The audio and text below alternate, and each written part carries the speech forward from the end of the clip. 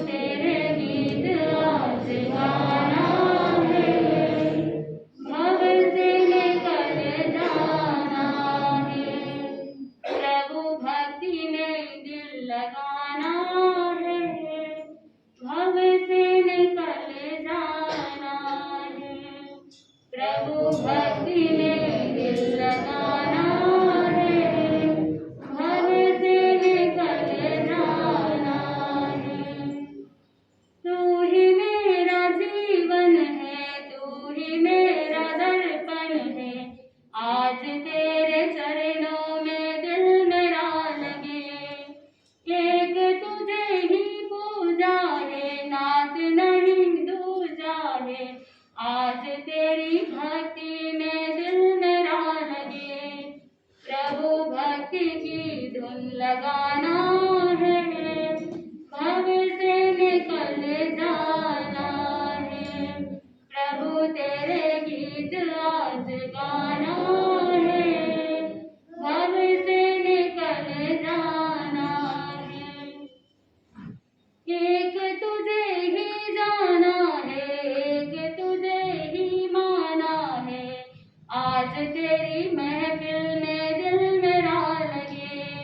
कितना तो सुहाना है, एक तेरा तराना है, आज मन के मंदिर में दिल मेरा लगे।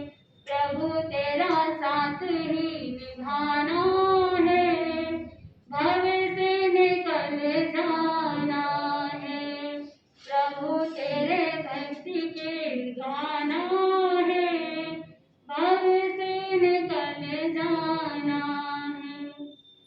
तू ही मेरा जिनवर है, तू ही मेरा प्रभुवर है, आज तेरे पूजन में दिल मेरा लगे। तू बड़ा दयालु है, तू बड़ा कृपालु है, आज तेरे चरणों में दिल मेरा लगे। इस हीरा को तू झुकाना है, भव से निकल जाना है, प्रभु तेरे गीत आज गाना है, भव से निकल जाना है, प्रभु भक्ति में दिल लगाना है, भव से निकल जाना है, प्रभु तेरे गीत आज गाना है, भव से निकल जाना है। राग द्वेष के विजेता, मोक्ष मार्ग के प्रतिपादक, चरम तीर्थंकर श्रमण भगवान महावीर स्वामी के चरणों में कोटि कोटि वंदन करते हुए एक भवावतारी, चर्चा चक्रवर्ती, भीष्म प्रतिज्ञाधारी, अखंड बाल ब्रह्मचारी, आचार्य सम्राट पूज्य श्री जयमल जी महाराज साहब के चरणों में कोटि कोटि वंदन करते हुए उन्हीं के 11वें पट्टधर आचार्य सम्राट पूज्य श्री सुखचंद्र जी महाराज साहब के चरणों में कोटि कोटि वंदन। जय गच्छाधिपति, व्याख्यान वाचस्पति, उग्र विहारी, वचन सिद्ध साधक, 12वें पट्टधर आचार्य प्रभु श्री पार्षद चंद्र जी महाराज साहब, गौर तपस्वी उपाध्याय प्रभु श्री गुणन चंद्र जी महाराज साहब, मेरे अनंत आस्था के आयाम मम जीवन उद्धारक परम पूज्य गुरुदेव डॉक्टर श्री पदम चंद्र जी महाराज साहब के चरणों में कोटि कोटि वंदन करते हुए सभी गुरु भगवंतों के चरणों में वंदन करते हैं। गुरुदेव शिष्य आत्म बंधुओं, अनंत अनंत ज्ञानी, सर्वज्ञ सर्वदर्शी तीर्थंकर प्रभु महावीर स्वामी, जिन्होंने संसार के भव्य प्राणियों को जिनवाणी के माध्यम से बोध दिया। आत्म बंधुओं, संसार का दूसरा नाम है परिवर्तन। जब तक साधक समय के अनुसार परिवर्तन को प्राप्त नहीं करता, तब तक जीवन के अंदर सुख की अनुभूति नहीं हो पाती है। ज्ञानी जन कहते हैं कि परिवर्तन दो प्रकार के, एक स्थायी परिवर्तन यानी परमानेंट, जो कभी चूकने वाला नहीं है, जो कभी चेंज नहीं होने वाला है। एक बार उस ट्रांसफॉर्मेशन को प्राप्त करने के बाद वापस परिवर्तन करने की कोई जरूरत नहीं पड़ती। और दूसरे प्रकार का परिवर्तन है अस्थायी परिवर्तन, यानी टेम्पररी है, क्षणिक है, थोड़े टाइम पीरियड के लिए वो पर्याय रहेगी, लेकिन बाद में वो पर्याय, वो फॉर्म, वो शेप बदल जाता है। आत्मबंधुओं, आपके जीवन में आपको किस तरह का परिवर्तन चाहिए? परमानेंट या टेम्पररी? परमानेंट। और परमानेंट परिवर्तन चाहिए, लेकिन वो परमानेंट परिवर्तन अच्छा वाला चाहिए या बुरा वाला चाहिए? कौन सा वाला? तो आप कह रहे हो कि आपको स्थायी परिवर्तन चाहिए। आत्मबंधुओं, उदाहरण के लिए अगर लिया जाए, आपने देखा बहुत ज्यादा गर्मी का मौसम है, पानी को आपने क्या किया? रेफ्रिजरेटर के अंदर रखा। जब पानी को फ्रीजर के अंदर रख देते हो तो पानी क्या बन जाता है? आइस बन जाता है, बर्फ बन जाता है। और उसी बर्फ को, उसी आइस को अगर आप बाहर निकालते हो तो थोड़े समय बाद वो वापस रूम टेम्परेचर में आ जाता है। वापस वो पानी का रूप लिक्विड फॉर्म ले लेता है। पहले लिक्विड था, लेकिन फिर बाद में आइस बनने के कारण से सॉलिड बन गया। और फिर जब वापस रूम टेम्परेचर में आता है तो वापस वो क्या बन जाता है? लिक्विड बन जाता है। और वही पानी अगर ठंडी का मौसम है तो आपने उस पानी को उबालने का प्रयास किया। जब पानी 100 डिग्री सेंटीग्रेड में जाता है, बॉइलिंग पॉइंट तक पहुंच जाता है, तो वो पानी वेपर बन जाता है, वाष्प बन जाता है। यानी वो पानी क्या बन गया? लिक्विड था, लेकिन इवेपोरेट होकर के गैस बन गया। ये पर्याय बदल रही है, ये पानी का फॉर्म बदल रहा है। विज्ञान के अंदर, साइंस के अंदर ये सारे प्रोसेस को आपने सुना है। सुना है कि नहीं सुना है? सुना है। और ये कॉमन सेंस भी है, पता भी चल जाता है। आत्मबंधुओं, जब वो वाष्प बनती है, वेपराइज हो जाता है, तो फिर वही पानी बादलों के रूप में वहां पर चला जाता है। और वहीं पर पानी हवा के आधार पर वहां जम जाता है। लेकिन वही बादल वापस जब गर्जना होती है और पानी जिस समय बरसता है तो वापस वही गैस फॉर्म क्या बन जाता है? लिक्विड बन जाता है। ये सारा जो परिवर्तन हुआ है, ये अस्थायी परिवर्तन है, कुछ टाइम पीरियड के लिए है और टेम्पररी परिवर्तन है, पुनः अपने ओरिजिनल स्टेट में आ सकता है। आत्मबंधुओं, इसी सिद्धांत को भगवान ने बताया द्रव्य, गुण और पर्याय। यानी जब मैं बताया, प्रभु महावीर स्वामी कहते हैं कि द्रव्य जो होता है, यानी जो मैटर है, जो सब्सटेंस है, वो मैटर, वो सब्सटेंस, वो द्रव्य शाश्वत है, परमानेंट है। द्रव्य कभी बदलता नहीं, द्रव्य कभी क्षय नहीं होता। क्वांटम एनर्जी के अंदर भी आप पढ़ते हो कि energy can neither be created nor be destroyed, it can only be transform from one form to another. ये एक थ्योरी है और जो बताया गया है क्वांटम फिजिक्स के अंदर। आत्मबंधुओं, एनर्जी को कोई बना नहीं सकता, एनर्जी को कोई डिस्ट्रॉय नहीं कर सकता, क्षय नहीं कर सकता। लेकिन एनर्जी का जो फॉर्म है, एनर्जी की जो पर्याय है, एनर्जी का जो मेथड है, उसे क्या किया जा सकता है? बदला जा सकता है, चेंज किया जा सकता है। यानी पर्याय बदल रही है। द्रव्य तो द्रव्य है, द्रव्य शाश्वत है, यानी पानी पानी ही रहेगा, लेकिन थोड़े समय के लिए उसका क्या बन गया है? फॉर्म बदल गया है, पर्याय बदल गई है। ठीक उसी प्रकार आत्मबंधुओं, उदाहरण के लिए बताया जाता है कि जो सोना होता है, गोल्ड होता है, सोना तो सोना ही रहेगा। सोना कभी चांदी बनेगा क्या? नहीं बन सकता। सोना कभी कॉपर बन सकता है? नहीं बन सकता है। सोना तो सोना ही रहेगा, लेकिन वही सोना कभी क्या बन जाता है? कभी किसी के हाथ का ब्रेसलेट बन जाता है, कभी किसी के हाथ की उंगली की मुद्रिका बन जाती है, रिंग बन जाती है, तो कभी किसी महिला के गले का नेकलेस बन जाता है। यानी द्रव्य तो द्रव्य है, सोना तो सोना है, लेकिन उसकी पर्याय बदल गई, उसका फॉर्म बदल गया।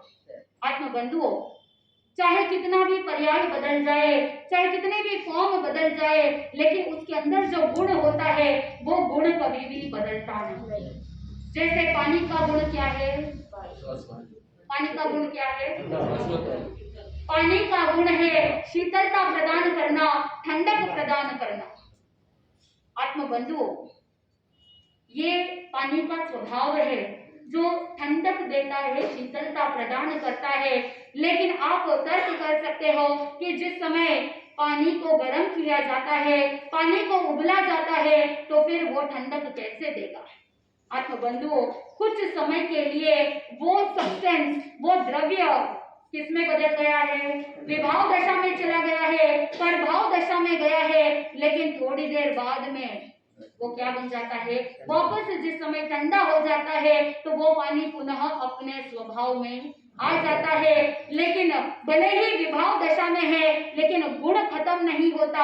आत्मबंधुओं, अगर सुलगती हुई अग्नि है, आग जल रही है और खोलता हुआ पानी भी अगर अग्नि पर डालोगे तो आग बुझेगी कि नहीं बुझेगी? बुझेगी। भले ही पानी विभाव दशा में है, भले ही पानी खोल रहा है, हाथ पर गिरने पर ब्लिस्टर्स हो सकते हैं, हाथ पर गिरने पर फफोले हो सकते हैं, लेकिन फिर भी वो अपना गुण छोड़ता नहीं है। सोने का गुण क्या है? लेकिन एक इंग्लिश में कहावत है, all that glitters is not gold. आप कहते हो कि सोने का गुण है चमकना, लेकिन हर कोई चीज जो चमकती है वो सोना नहीं हो सकता है। Anything that glitters is not gold. तो क्या है सोने का गुण? क्या है आत्मबंधुओं? अवंकार कहते हैं कि सोने का गुण स्थिरता है, स्थिरता प्रदान करने वाला है।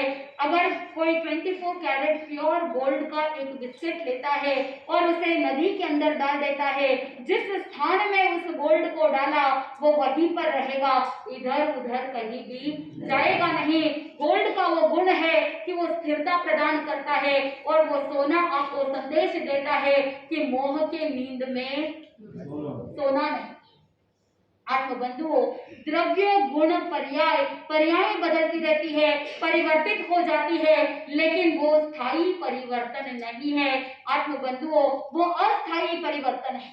लेकिन दूसरी तरफ एक और उदाहरण आता है कि जहां पर आपने सोचा घर के अंदर प्रतिदिन पीने के लिए आप बच्चों के लिए दूध लेकर के आते हो, दूध थोड़ा सा बच गया, दूध बचने पर आपने क्या किया? दूध को जमा दिया, जावड़ दे दिया, तो वो दही बन जाता है। और वही दही जब थोड़ा बच जाता है, मलाईदार दही है, तो फिर आप क्या करते हो? उसी का मक्खन निकालते हो, और वही मक्खन अगर गर्म किया जाए तो फिर वो घी में परिवर्तित हो जाता है।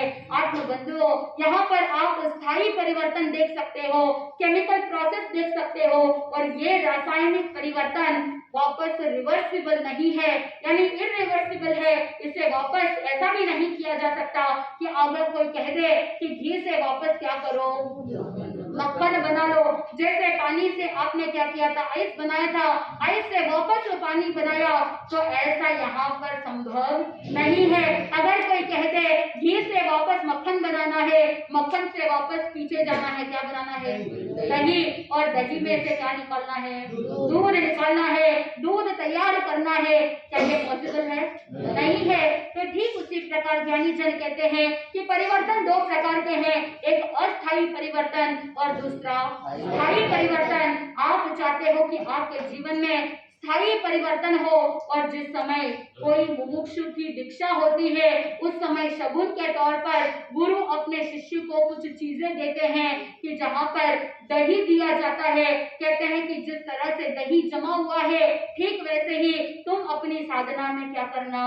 जम करके रहना।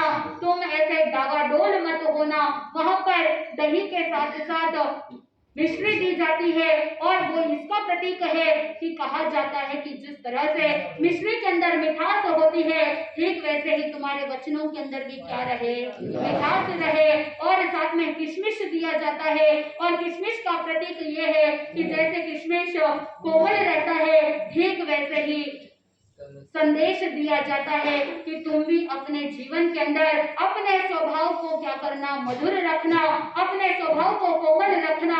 इस तरह से अनेक वस्तुएं दी जाती है, जिसको कहते हैं, आप जब बच्चा जन्म लेता है तो आप क्या देते हो? गुटकी देते हैं। और आप जब बच्चा परेशान करता है, उद्दंड होता है, आपके मुंह से निकल भी जाता है, पता नहीं इसको किसने गुटकी दी। वैसे ही जब दीक्षा होती है तो उस मुमुक्षु के लिए नया जन्म होता है, और उस नए जन्म के समय में गुरु ही पालक होते हैं, गुरु ही अभिभावक होते हैं, गुरु ही सर्वे सर्वा होते हैं। तो गुरु भी अपने शिष्य को क्या देते हैं? गुटकी देते हैं। और उस गुटकी में ऐसे सारी सामग्री होती है जिसके माध्यम से गुरु शिष्य को बोध देते हैं कि दही के समान जम करके रहना, वचन से मधुर रहना, मीठा रहना, और स्वभाव भी कोमल रखना। आत्मबंधुओं, और साथ में मिश्री कड़क होती है, तो वहां पर संदेश दिया जाता है कि साधना में तुम क्या रहना? कठोर रहना। और अपने आप को मजबूत बनाते हुए साधना में आगे बढ़ते जाना। ऐसे गुरु की गुटकी होती है, गुरु का आशीर्वाद होता है। ऐसा स्थायी परिवर्तन कौन कर सकता है? केवल और केवल मनुष्य कर सकता है। सिर्फ एक गति है मनुष्य गति, जहाँ पर साधक अपने जीवन में स्थायी परिवर्तन कर सकता है और सिद्ध गति को प्राप्त कर सकता है, क्योंकि यही एक ऐसा स्थायी स्थान है जहाँ पर जाने के बाद जीव को वापस लौटने की जरूरत नहीं है। बाकी तीन गति जो देव गति है, तिर्यंच गति है, नरक गति है, वहां पर स्थायी परिवर्तन संभव नहीं है। आत्मबंधुओं, ठीक वैसे ही भगवान महावीर स्वामी भी अपने जीवन के अंदर स्थायी परिवर्तन लाना चाहते थे, क्योंकि ज्ञानी जन कहते हैं कि जब स्थायी परिवर्तन होता है, सिद्ध गति की प्राप्ति होती है, तो जीव परम आनंद और परम सुख को प्राप्त करता है।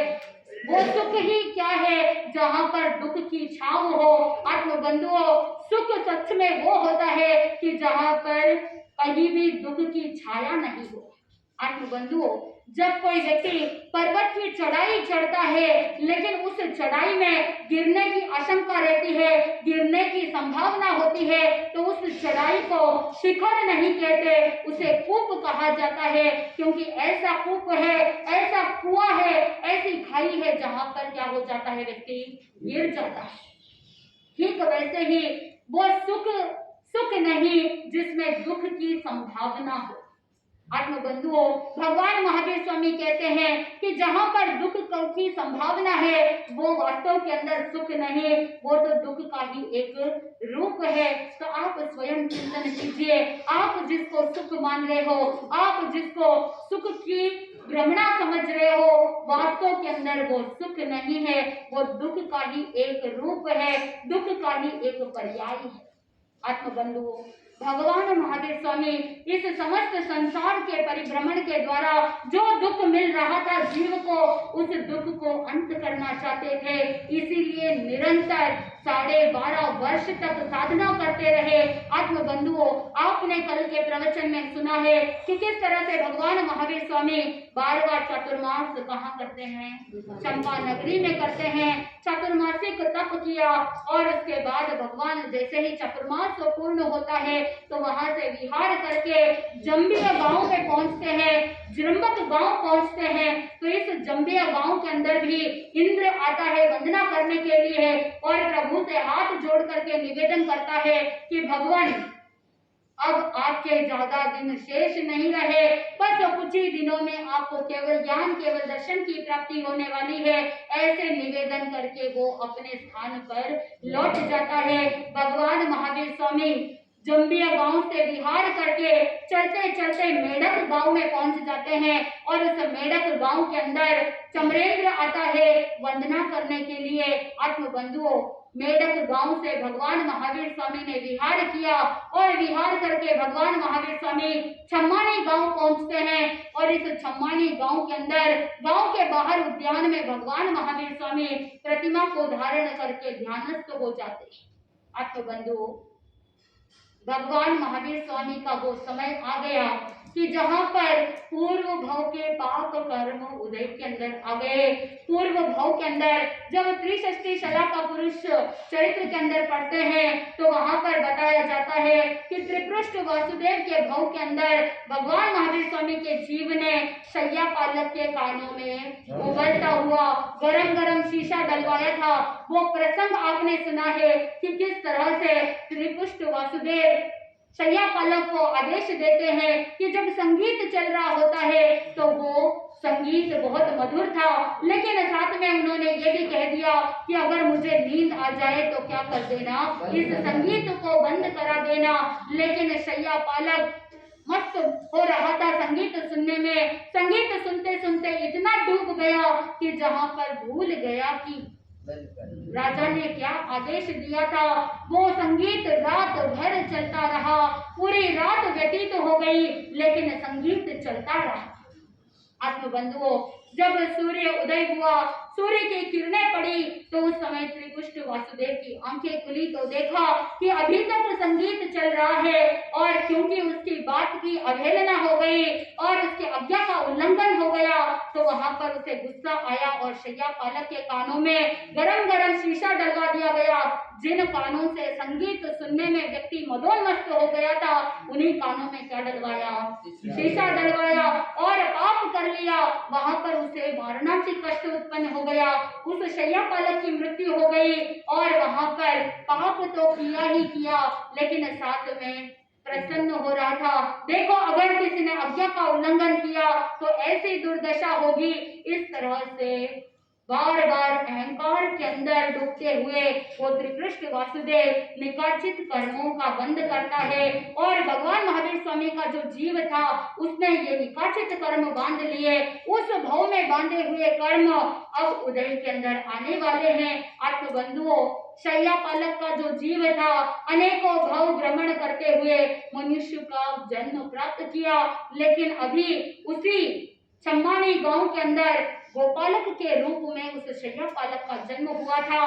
और जब वो एक यौवन अवस्था को प्राप्त करता है ग्वाला, वो गोपालक एक बार हुआ ऐसा कि भगवान महावीर स्वामी उस चम्मानी गांव के अंदर जब पधारे थे, ध्यानस्थ खड़े, लेकिन वो गोपालक, वो ग्वाला आता है, अपने बैलों को लाता है और दिन भर जब चराता है, सायंकालीन समय हो गया था, गायों से दूध दुहाना बाकी था, इसलिए उसने सोचा कि मैं अपने बैलों को यहीं पर चरने के लिए छोड़ देता हूँ। भगवान महावीर स्वामी के पास लाता है, उन बैलों को वहां पर छोड़ करके जाता है और भगवान महावीर स्वामी को बलावन देता है कि आप मेरे बैलों का ध्यान रखना, मैं अभी गांव के अंदर आवश्यक कार्य के लिए जाके आता हूँ।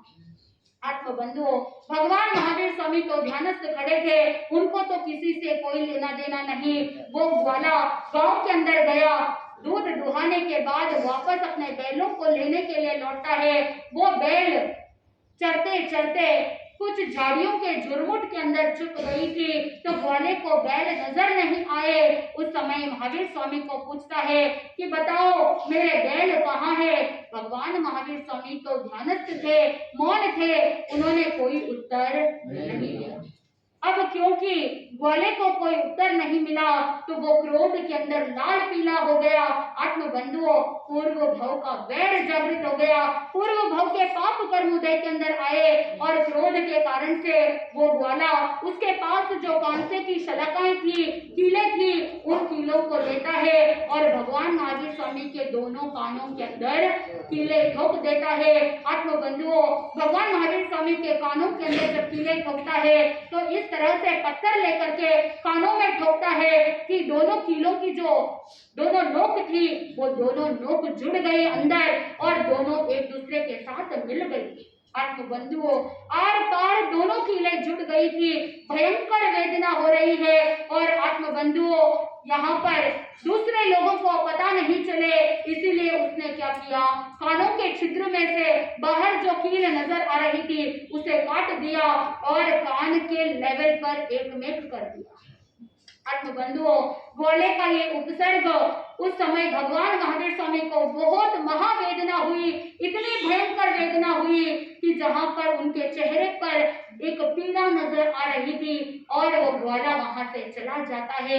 लेकिन भगवान महावीर स्वामी शांत थे, प्रसन्न भाव में थे, रंच मात्र भी उनके मन में कोई खिन्नता नहीं थी, उदास नहीं हुए, रोए नहीं, बिलखे नहीं, किसी के लिए कोई क्रोध की भावना नहीं, किसी के लिए कोई द्वेष की भावना नहीं। वो जानते थे कि ये मेरे ही कर्म है जिसका प्रतिफल मुझे प्राप्त हुआ है।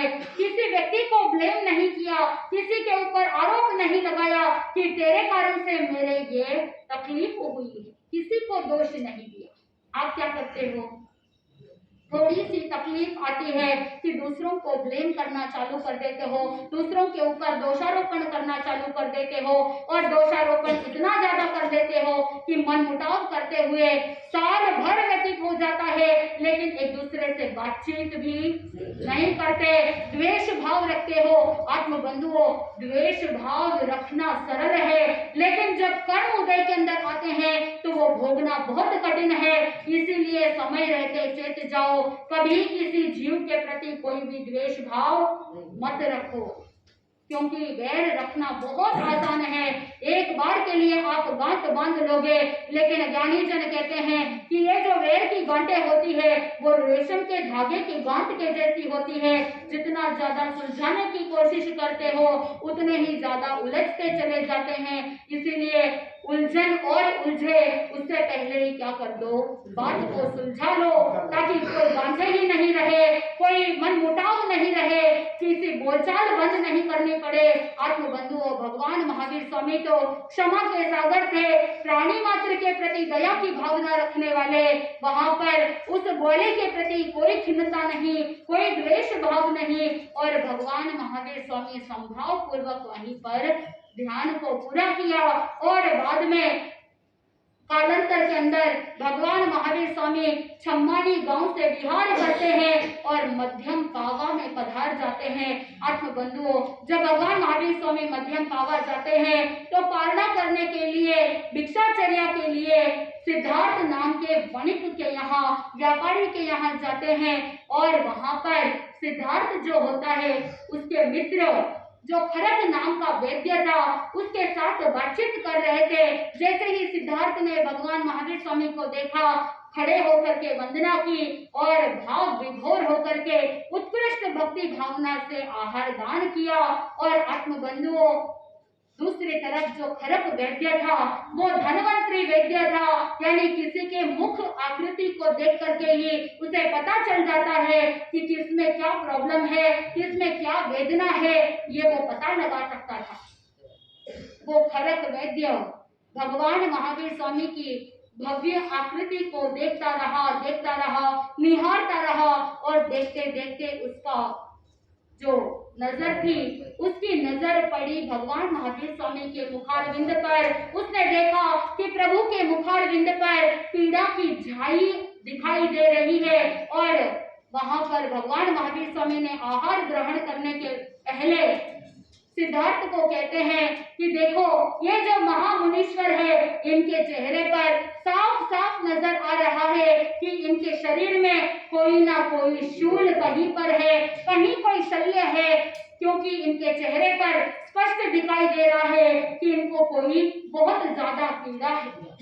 आत्मबंधुओं, उस समय सिद्धार्थ अपने मित्र से कहता है कि तुम बोल क्या रहे हो, तुम देख करके पता लगाओ कि आखिर भगवान के शरीर में वो शूल, वो शल्य कहाँ पर है, पता लगाओ। उस समय वो मित्र जो वैद्य था उसने भगवान महावीर स्वामी को सूक्ष्मता के साथ अवलोकन किया, निरीक्षण किया, परीक्षण किया, और करने पर पता चला।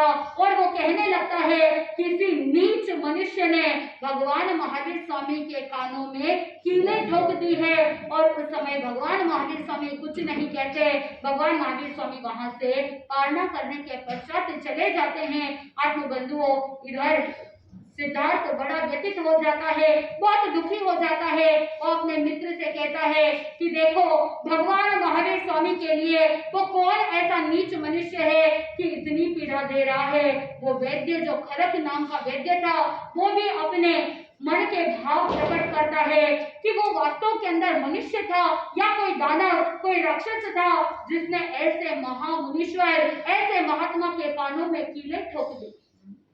उस समय वो सिद्धार्थ से कहता है, अरे तुम उस नीच मनुष्य के बारे में बातें करना छोड़ दो, पहले तो ये करो कि भगवान महावीर स्वामी के कानों में से कीलें कैसे निकाली जाए, कुछ उपाय करो।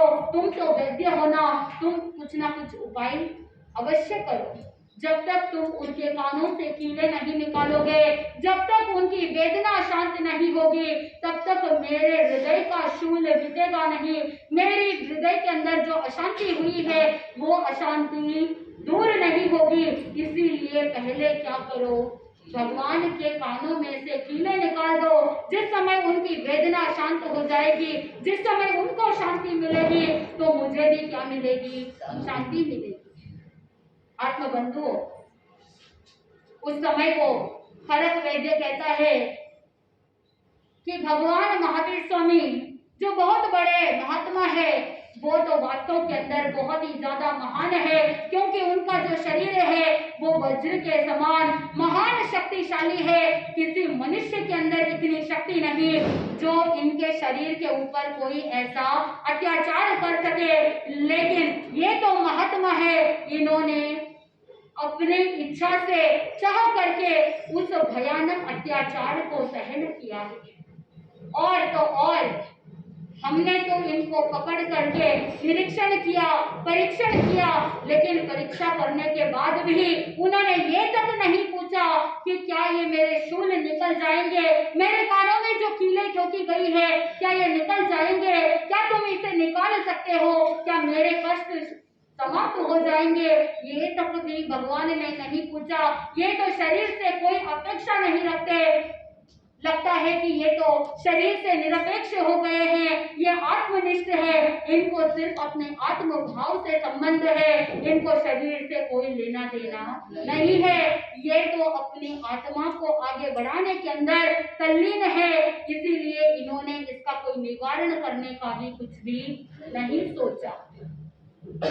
सिद्धार्थ और खरक दोनों मन के अंदर विचार विमर्श करते हैं और दोनों आपस में बोलते हैं कि अगर मेरे और तुम्हारे द्वारा प्रभु की इस वेदना को शांत किया जाए तो हमें महान पुण्य की प्राप्ति होगी, हम संसार सागर से पार उतर जाएंगे, क्यों ना हम जाए और प्रभु की इस वेदना को दूर करें।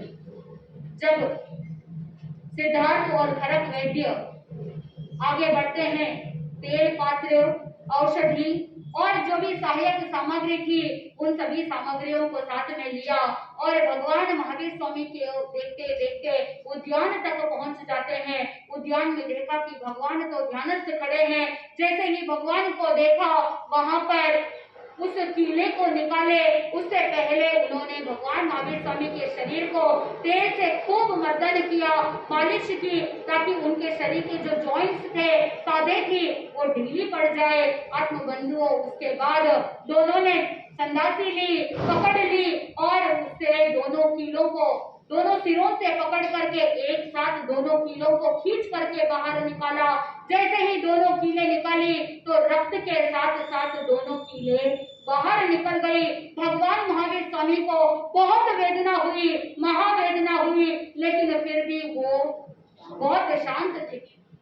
कुछ ग्रंथों के अंदर, कथा साहित्य के अंदर उल्लेख मिलता है कि भगवान महावीर स्वामी जिस समय कीलें निकाली गई थी तो भगवान उस वेदना के कारण से जोर से चीखे थे। लेकिन आत्मबंधुओं, चिंतन करने का विषय है कि शूलपाणी यक्ष ने जिस समय रात्रि के समय में इतने भयंकर उपसर्ग दिए, उस समय भी भगवान महावीर स्वामी चीखे नहीं, चिल्लाए नहीं और संगम देव जिसने एक रात्रि में 20 ऐसे उपसर्ग दिए, जिसमें काल चक्र का वो उपद्रव ऐसा था कि जिसमें भगवान महावीर स्वामी धरती के अंदर आधे घुटने तक धंस गए थे।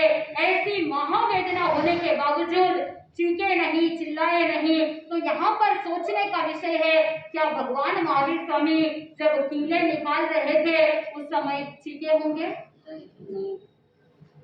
ये तो ग्रंथकारों ने लिख दिया, लेखकों ने लिख दिया, लेकिन स्वयं को चिंतन करना है। जो महा अतुल बलि न रहे, जिनके सामने चाहे देव हो, दानव हो, मनुष्य हो या तिर्यंच हो, कोई भी उनको हिला नहीं सकते। वो मेरू के समान अडोल अकंप रहने वाले, वो भला क्यों चीखेंगे, वो भला क्यों चिल्लाएंगे? जो समभाव की साधना करने वाले, वो कभी वेदना से कर्राएंगे नहीं। आत्मबंधुओं, अंतगढ़ सूत्र के अंदर भी आपने सुना है कि गजसुकुमार मुनि के सिर पर धधकते हुए अंगारे रखे गए। क्या गजसुकुमार मुनि चीखे थे? नहीं चीखे थे। जब गजसुकुमार मुनि नहीं चीखे तो यहाँ पर तो कौन है? तीर्थंकर है। क्या तीर्थंकर गजसुकुमार मुनि से भी कम है क्या? ये स्वयं को ही चिंतन करना है। वास्तव के अंदर भगवान महावीर स्वामी चीखे नहीं, ऐसा हम चिंतन कर सकते हैं, बाकी तो केवली गम्य है। आत्मबंधुओं, भगवान महावीर स्वामी का ये उपसर्ग बहुत भयानक था कि जहाँ पर सिद्धार्थ और भरत वैद्य दोनों के मन में शुभ भावना थी और उसी शुभ योग के कारण से, शुभ अध्यवसाय के कारण से उन्होंने देव गति का आयुष्य बांधा। और जो अधम ग्वाला था जिसने भगवान के कानों में कीले ठोके थे, उसकी अधमता के कारण से वो 7वीं नारकी का अधिकारी बने। आत्मबंधुओं, भगवान महावीर स्वामी का पहला उपसर्ग ग्वाले का और सारे उपसर्गों का अंत भी किससे हुआ? ग्वाले के उपसर्ग से अंत हुआ। आत्मबंधुओं, भगवान महावीर स्वामी अडोल रहे, अकंपित रहे और जिस समय कीले निकाले गए तो उनको बड़ी शांति मिली। ज्ञानी जन कहते हैं कि भगवान महावीर स्वामी के इतने सारे उपसर्ग, इन 12 वर्षों के अंदर इतने सारे उपसर्ग आए तो जघन्य उपसर्ग माना जाता है कठपुतना का, जिसने ठंडी ठंडी पानी की बूंदें छिड़क करके उपद्रव मचाया था, जघन्य उपसर्ग बताया जाता है। और मध्यम के अंदर संगम देव के माध्यम से जो काल चक्र का उपद्रव था वो मध्यम गिना जाता है। और उत्कृष्ट उपसर्ग के अंदर भगवान महावीर स्वामी के कानों में जो ये कीले ठोके गए, उन कीलों को निकालते समय जो महावेदना हुई वो घोरतम उत्कृष्ट उपसर्ग वेदना मानी जाती है। आत्मबंधुओं, भगवान महावीर स्वामी के छद्मस्त काल के 12.5 वर्ष पूरे हुए। 12.5 वर्ष और 1 पक्ष यानी 15 दिन, या ऐसा कह दो कि 12 वर्ष 13 पक्ष। जब ये छद्मस्त काल पूरा हुआ, इस छद्मस्त काल में भगवान महावीर स्वामी निरंतर तपश्चर्या करते रहे, निरंतर तप आराधना में तल्लीन रहते हुए सभी उपसर्गों को संभाव पूर्वक सहन किया। उनकी तपस्या की श्रेणी को सुनते हैं तो वहां पर सुनते सुनते ही लिस्ट इतनी लंबी चौड़ी है, विचार करने लग जाते हैं कि कितनी घोर तपश्चर्या करी। आत्मबंधुओं, उनकी तपस्या की ओर एक नजर डालते हैं कि भगवान महावीर स्वामी ने 6 मासी तप एक बार किया और 6 मासी में 5 दिन कम एक तपस्या, जो आपने चंदनवाला के प्रसंग को सुना था। 6 महीने के बाद क्या आता है? चौमासी तप। भगवान ने 4 महीने का जो चतुर्मासिक तप होता है 9 बार किया और इसके बाद त्रिमासी तप यानी 3 महीने तक लगातार उपवासी रहे, 2 बार किया।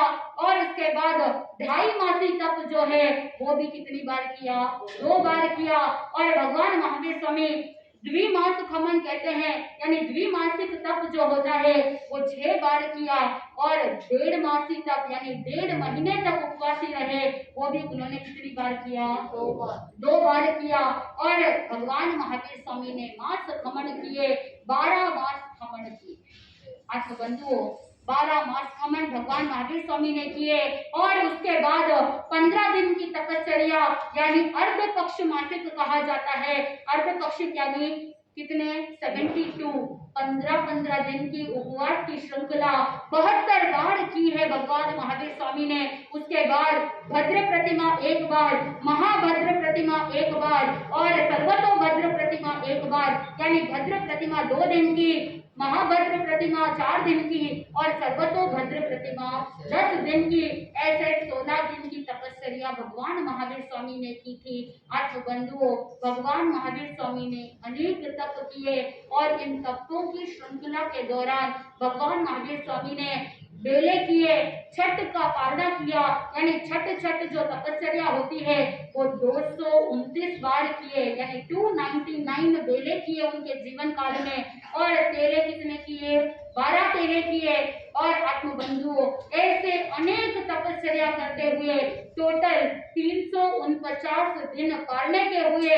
आत्मबंधुओं, इन 12.5 वर्ष और 1 पक्ष के अंदर टोटल दिन होते हैं 4515 और इन 4515 दिन के अंदर कितने माइनस करने हैं? 349। और जिस समय 349 माइनस करते हो तो 4167 यानी 4166 डेज तक भगवान महावीर स्वामी निर्जल रहे, उपवासी रहे, निरंतर तपश्चर्या के अंदर तल्लीन रहे।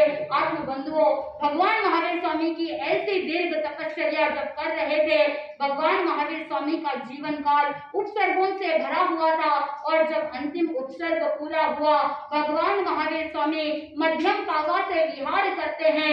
विहार करते करते वापस उस जृंबक गांव में पहुंचते हैं।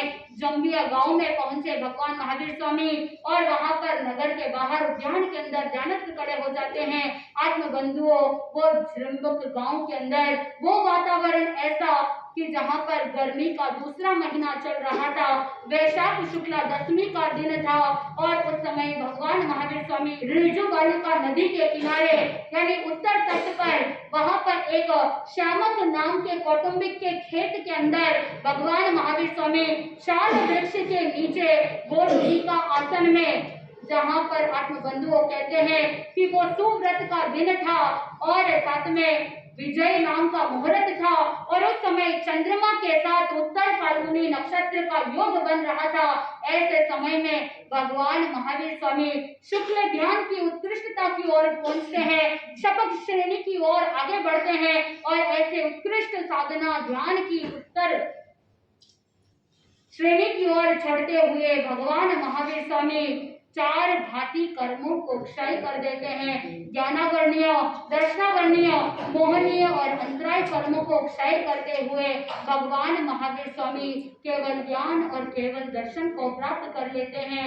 आत्म बंधुओं, जब भगवान को केवल ज्ञान केवल दर्शन की प्राप्ति होती है, उस समय केवल ज्ञान कल्याण को मनाया जाता है।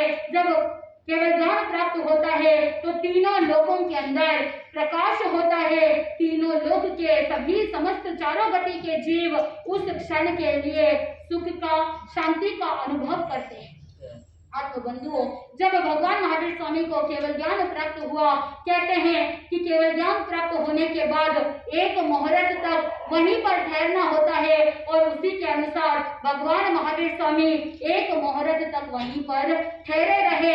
और जब भगवान को केवल ज्ञान हुआ तो इंद्र का आसन चलायमान हुआ और उस समय इंद्र ने उपयोग लगाया, अवधि ज्ञान से पता लगाया कि भगवान को क्या हुआ है, केवल ज्ञान हो गया है, केवल दर्शन की प्राप्ति हो गई है, प्रभु सर्वज्ञ सर्वदर्शी हो गए हैं, सभी उपसर्गों का अंत हो गया है, छद्मस्त अवस्था अंत हो चुकी है।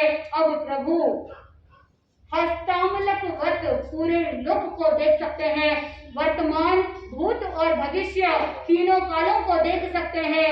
एक समय कितना सूक्ष्म होता है, यानी ज्ञानी जन कहते हैं आंखों की पलकें एक बार झपके उसमें असंख्यात समय व्यतीत हो जाते हैं। तो प्रभु महावीर स्वामी इतने सूक्ष्म एक समय को भी देख सकते, ऐसे सर्वज्ञ सर्वदर्शी बन गए। तो इंद्र महाराज केवल ज्ञान कल्याण को मनाने के लिए, महोत्सव मनाने के लिए आते हैं। आत्म बंधुओं, जब सभी देवगणों को पता चलता है कि प्रभु को केवल ज्ञान की प्राप्ति हुई है, कोई नृत्य करता है, कोई झूम रहा है, कोई अट्टहास करता है, कोई अपने पैरों को उछाल उछाल करके, पटक पटक करके अपना हर्ष मना रहा है। सभी देवता गण प्रभु के सेवा में उपस्थित होते हैं और इंद्र वहां पर संवत्सरण की रचना करता है। आत्म बंधुओं, भगवान महावीर स्वामी को केवल ज्ञान हुआ, उस उत्सव को मनाने के लिए, उस हर्ष के लिए उन्होंने संवत्सरण की रचना कर ली। लेकिन उस संवत्सरण के अंदर केवल देवता गण थे, मनुष्य कोई था नहीं।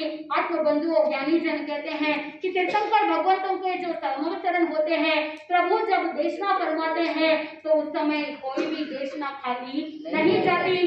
कोई ना कोई ऐसा सरल जीव होता है जो संयम अंगीकार करता है, चरित्र धर्म को अंगीकार करता है।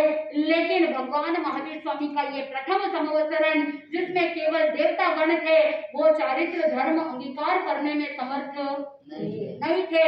भगवान ने, क्योंकि संवत्सरण की रचना हो गई थी, तो क्षण भर के लिए भगवान ने देशना दी और उस समय कोई भी विरक्ति की वो प्राप्त नहीं हुआ, कोई भी संयम अंगीकार नहीं करता, तो वो संवत्सरण खाली जाती है और वो पहली देशना खाली जाती है।